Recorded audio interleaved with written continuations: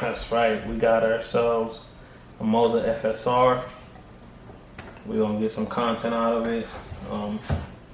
Spend a little bit of time with it. I've done a lot of driving, but I haven't driven it on the R9 on the Moza base. So stay tuned for that.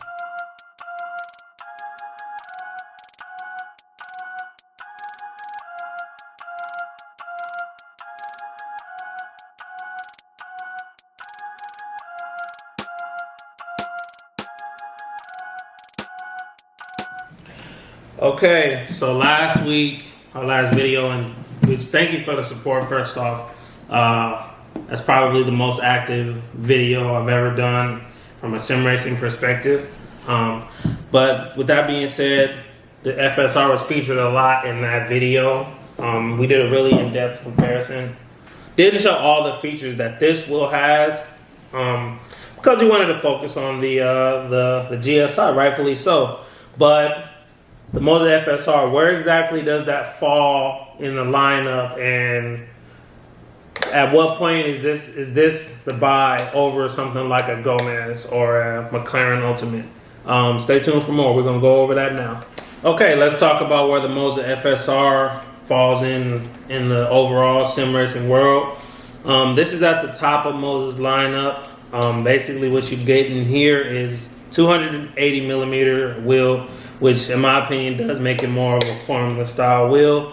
But you got a decent amount of inputs, with some of them being RGB. You do have 5 thumb encoders. You got switches here, which are really good. Then on the back end, you got magnetic paddles and you got clutch paddles. So as far as what a Formula and an LMP wheel need, it has everything that you need. Now I talked about the Gomez last week. Now where this falls in with that, I think the biggest weak point of this wheel is it does not have SimHub. But SimHub is not always, SimHub is incredible. It's the best piece of software that you can get for a racing wheel. However, a lot of these wheels have custom, they have some pretty good data, some pretty good inputs. So I do think this wheel still has its usefulness. It's really a sturdy piece of equipment. It's not quite Gomez levels of quality. There is some plastic here, but you know that's okay, because this wheel it's only $650, and I know some people might hear only in $650 and be like, yeah, what do you? That's a lot, and I'm not going to sit here and act like it's cheap. But the features you get for that is it's a pretty nice feature list. 4.3-inch display. You got your thumbs here, thumb rotary encoders. You have thumb encoders. You have rotaries. You got switches, funky switches or whatever. And then you have RGB that are customizable. But as far as direct competitors is this is one of the few wheels that has a data port, right? Now that data port is going to allow you to run this wheel on multiple bases. You know, Josh originally bought this because he wanted a wheel with the screen, and Fanatec, they don't have that, right? So this was the best sub $1,000 option that gave you that ability to use it for whatever on whatever base you wanted.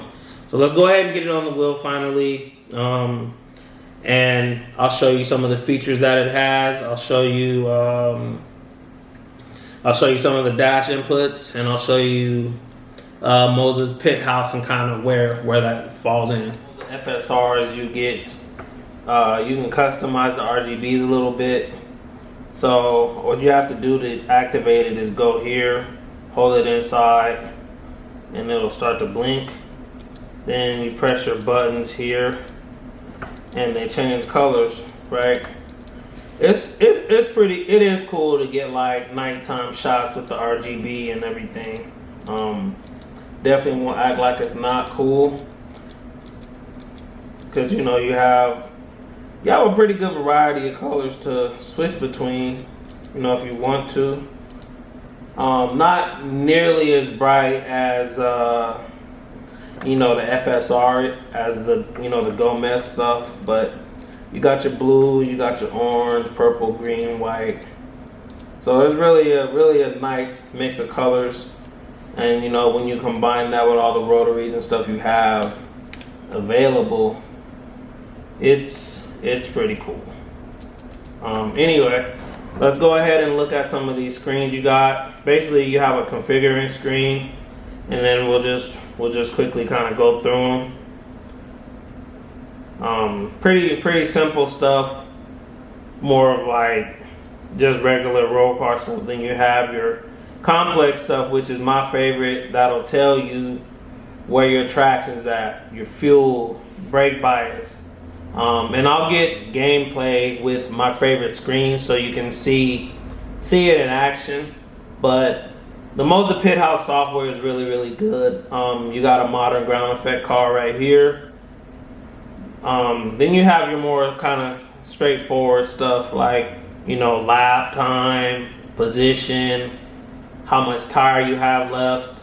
And those, they all have their place. It really just depends how serious of a session it is.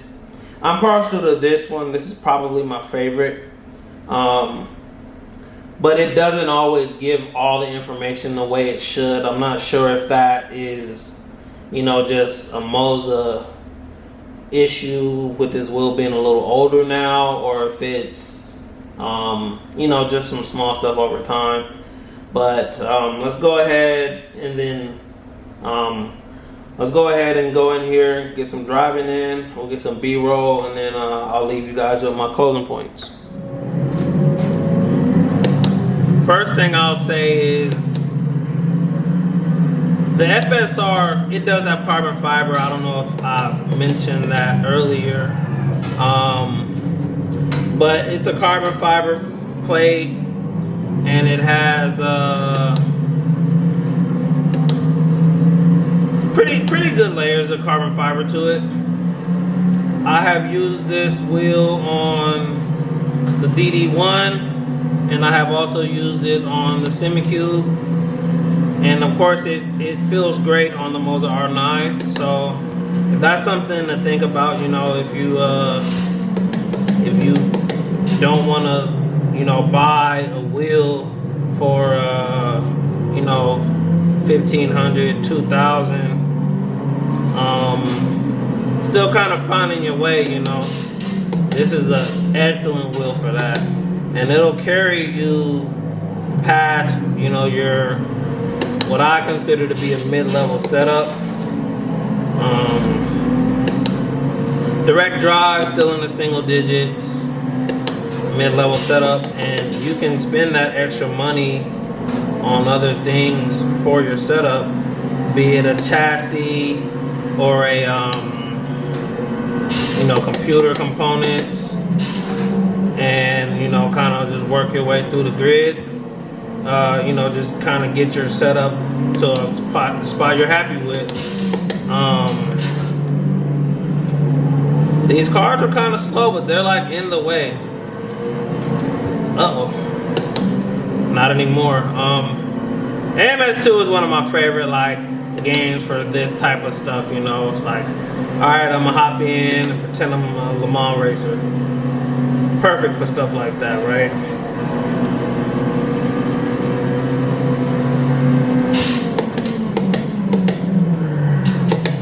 Uh-oh. It's AI, guys.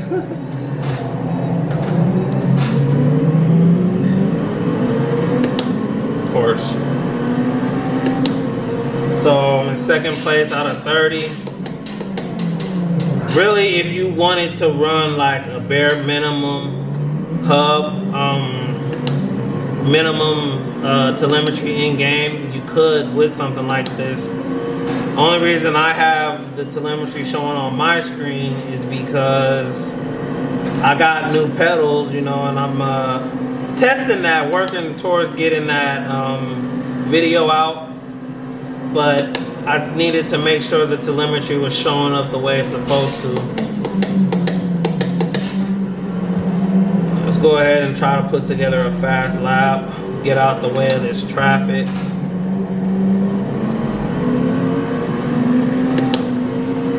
One of the weird things that this wheel does, and now it's a little hard to look down when I'm driving, it always says the last lap time is some like crazy time until you put together a decent lap. Like right now it says my best lap is 139 minutes and 49 seconds. And it's been doing that every single time I set up before I do like my first lap, you know. Just little quirks, I guess. It's not the easiest to drive perfectly and talk, so you know you have to mind my driving.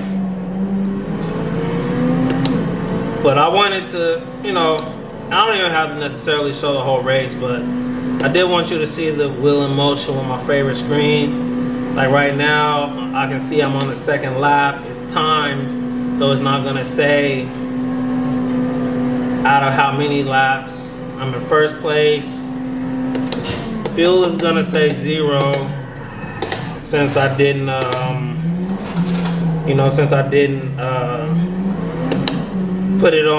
put fuel into a factor for the race. Let's go ahead and get a fast lap done. And I know someone's laughing like fast lap, you, right?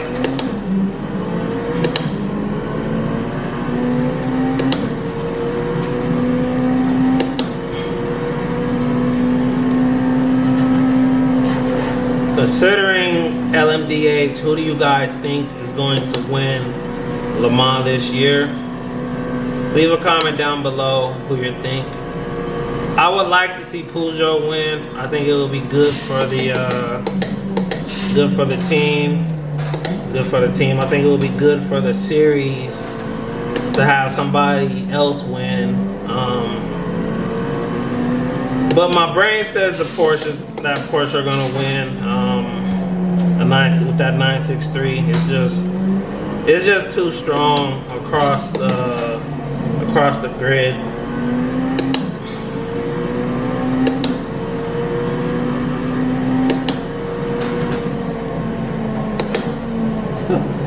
Must have thought I was driving an F1 car. I'm gonna get in trouble before the race is even over.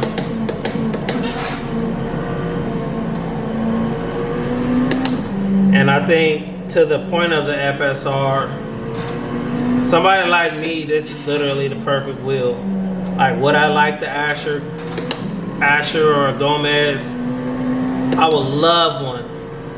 Do I need to spend that same money on a chassis? Absolutely. That's why I got Simpson pedals. That's why I got a 1080 Ti, because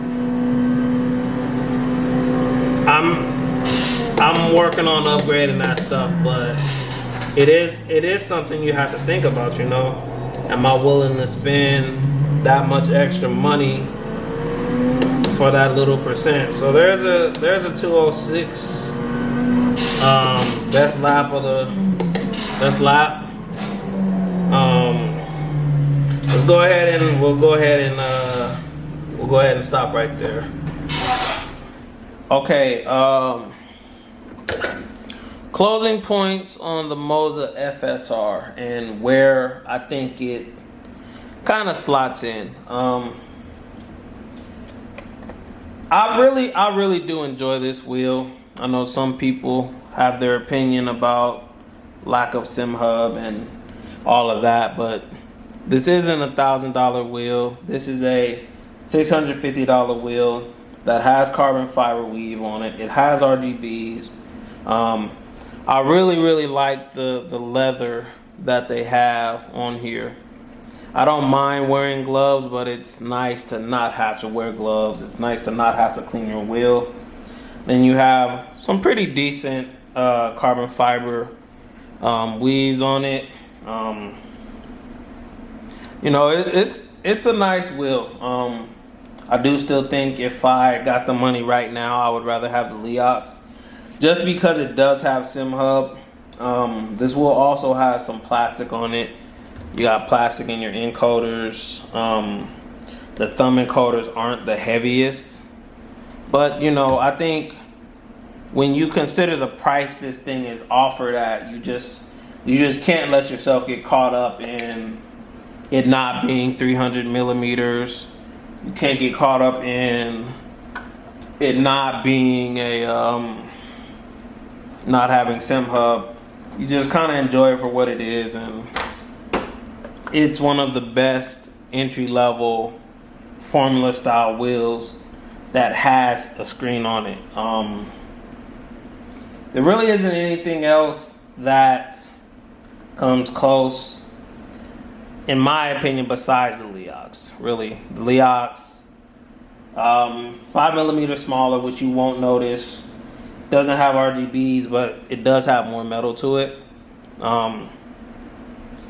It's a really good wheel, man. If you can find one, even if you want to do one brand new, it's not too heavy for a Moza R9 or, you know, a CSL DD. While something, you know, like a Gomez, it's gonna be a lot on the motor. So now I mentioned direct competitors to this. There's only really a couple that I would consider that are sub $1,000 wheels that also have a screen. Now, as you guys know, with the screen, it does make a difference if you're in a formula seating position. But me personally, I've never had an issue glancing down, because once you learn the wheel, you know where the you know what you're looking for, where it's going to be at, miles per hour, how many laps I have left, fastest lap, so you can get to a point where you can glance down, boom, 3 laps left, this much time left, I got this much fuel. So I don't necessarily think you don't need a formula wheel unless you're in a formula seating position. Would it be cool? Yeah, it would be real cool to be in a formula position in LMP. But back on topic, right? Direct competitors. The biggest one, and the one I'll probably go with, is the Leox XF1. They do have 2 models. Some days I'm like, you know, I'll just get the entry level because, you know, at some point I want an Asher or a Gomez, or, you know what I'm saying? That the Leox is so you got the XF1.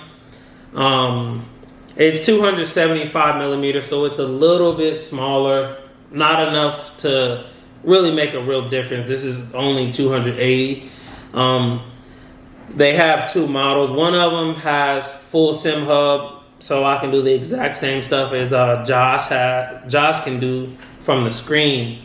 The other one, it uses sim hub for telemetry, but you can't customize screens and stuff like that. So I can't put, you know, an Apex logo or the little meme raccoon doing the Pedro. Like, you can't do stuff like that with it.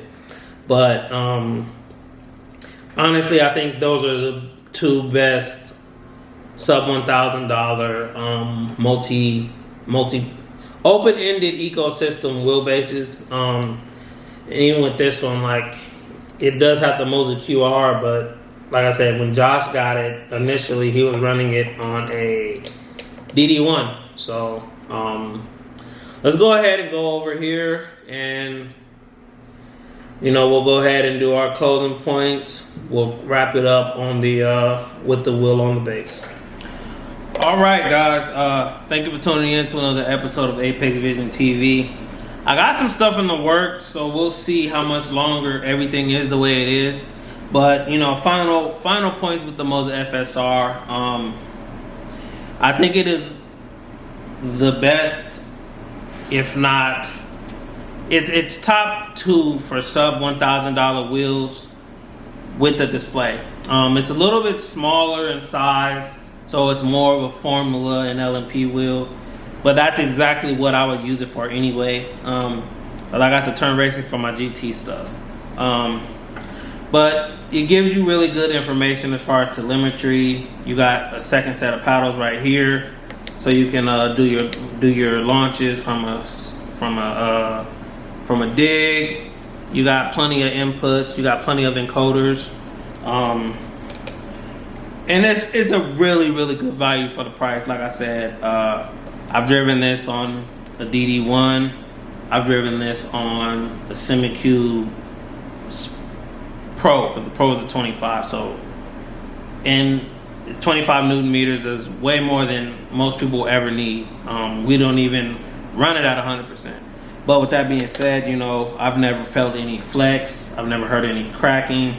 And you know, it's not the perfect wheel, but when you can't talk about its flaws without considering its value.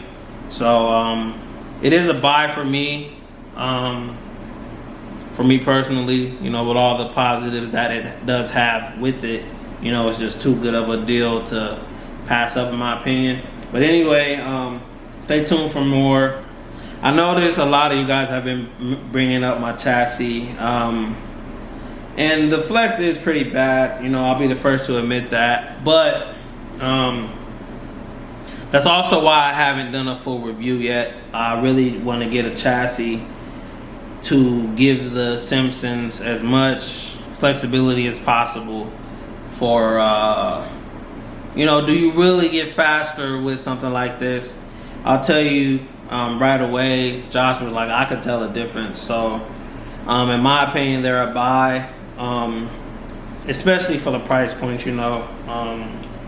But getting a little bit off topic, like I said, I would like to get a chassis for that.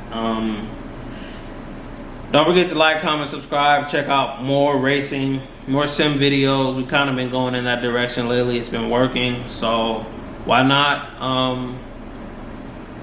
And I think that's all we got for today. Don't forget to follow Josh and George. Apex Vision out.